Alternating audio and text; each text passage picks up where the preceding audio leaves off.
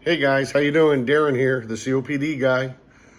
Just want to come back with you with another video. On the last video, we talked about the 4 stages of COPD. And in this video, we're going to talk about the 5 main causes of COPD.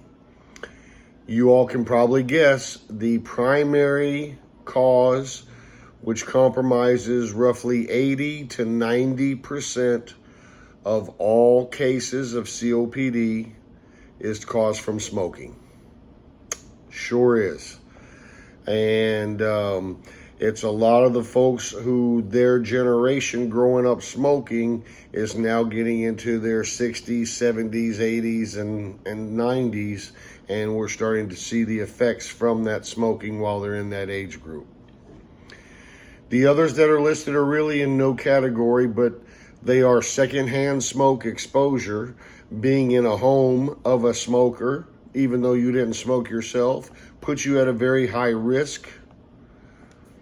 Air pollution, both indoor and outdoor, such as indoor being like biomass fuels, pollutants, outdoor being industrial automobile emissions, things like that are all pollutants that can, if you've worked around those for many, many years, they can affect the structures of your lungs and create some of these same problems that we see with COPD.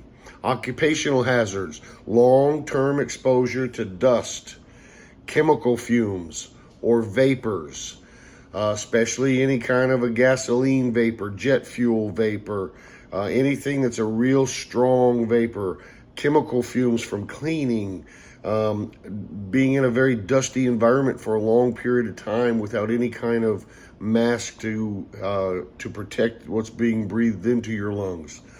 So that's all very important. And then the last one is genetic factors, antitrypsin deficiency. So you may be tested, get a blood test to see what your alpha-1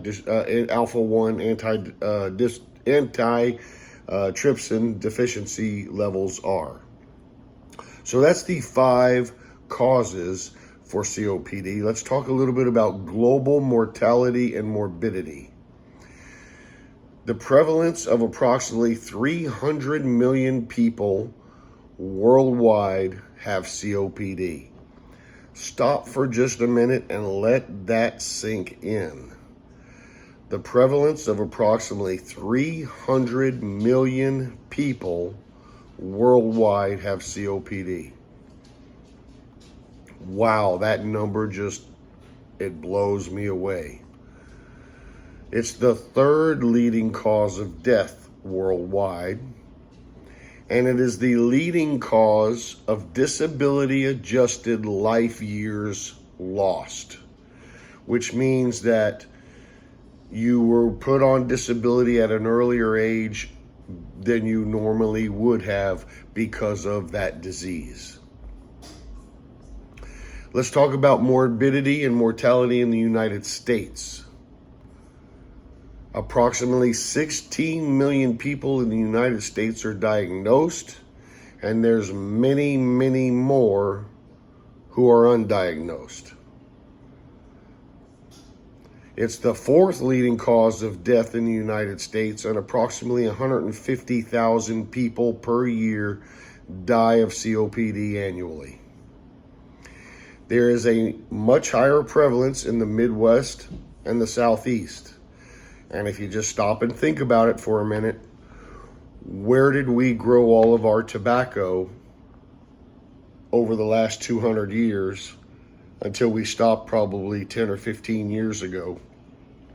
We grew it all in the Southeast and the Midwest. And then it was distributed out from there out to the rest of the country. But there's a high prevalence in that area of people now in their 50s, 60s, 70s, 80s, and 90s who worked in that industry or was around that industry, and they had commercials pushing how great it was to smoke and all this stuff, and we're really starting to see the effects of that now. On our next video, we're going to talk about diagnosing COPD. Remember, I hope you like this content. If you do, please don't forget to hit like and subscribe. Until the next video, which is going to be diagnosing COPD, have a great day. Thanks, and we'll see you then.